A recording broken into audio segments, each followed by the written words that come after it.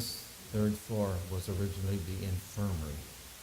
And the infirmary floor had private rooms, their own dining room, and a small chapel. At the end of the hall, there was what they called the novices' reading or classroom, where the novices went in a group to hear the rule in the Terracinium. Across from the novices' study hall and reading room was the novice master's suite. He had a sitting room, bedroom, and bathroom. And I don't know if it's still there or not, but as you came down the steps, there was a door, and that door used to be years ago where they would embalm the bodies, then take them down to the undertaker. When I first came, they didn't. I think years ago they would just have the undertaker come and embalm them because they made their own caskets here at one time. Damage came all the way over to the end of the building and the water, but there was a ramp that they came up, and that ramp had a big, heavy door. And I remember, I don't know whether the firemen cut the rope or so it would go down, but it went down, and then the fire couldn't get over into this part of the building.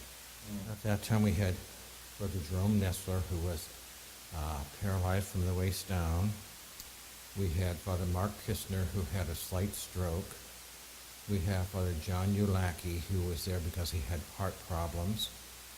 On the other side, I'm not sure whether Father Felix was living then or not, because I don't remember his death date. Then the other rooms on the floor were like priests who lived there, but they weren't infirm. I went downstairs to take care of a patient who was on the second floor. And as I was coming down the steps, I ran into Father David Yoakum, and he ran out of his room and he said, the church, the student chapel is on fire and the lab is already burnt. So about that time, he went to call the police, or the firemen, and they came, and after that was just, everybody was trying to get out, just the best they could. It was very cold, and I can remember this door was not here. This was an open stairway. They had to bring, the firemen took Brother Jerome down on a stretcher, down those stairs to the first floor.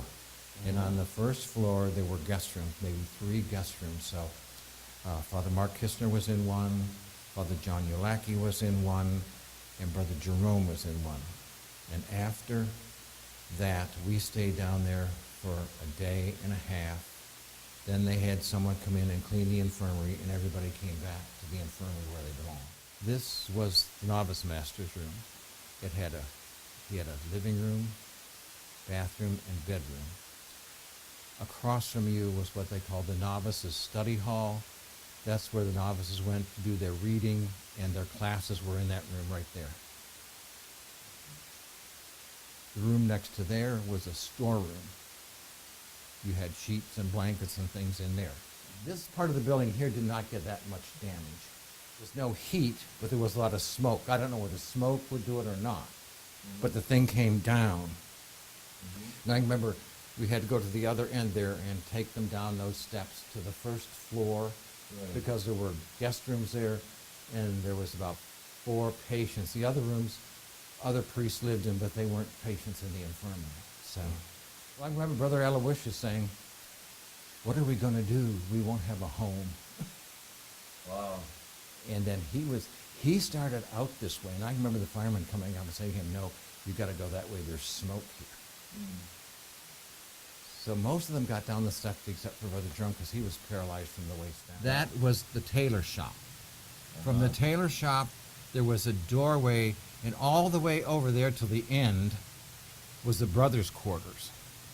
Then there was the choir chapel, and on the other side where you see that like white stuff, that was called the clericate, and that's where the cleric said. The fire only came to like the top up there where the brothers' floor was, because they got it out in time. So all these rooms along this area here were not really ruined, but there was a lot of water and smoke damage, because I guess they had to pour it on the roof. They moved what they could. They brought a lot of it. People came up the other way, and like this hallway here was filled with stuff and people's clothes. Most of the stuff that was in the fire, it just didn't, it was just too You know, I couldn't repair it anymore. I couldn't do anything with it. It was just burnt.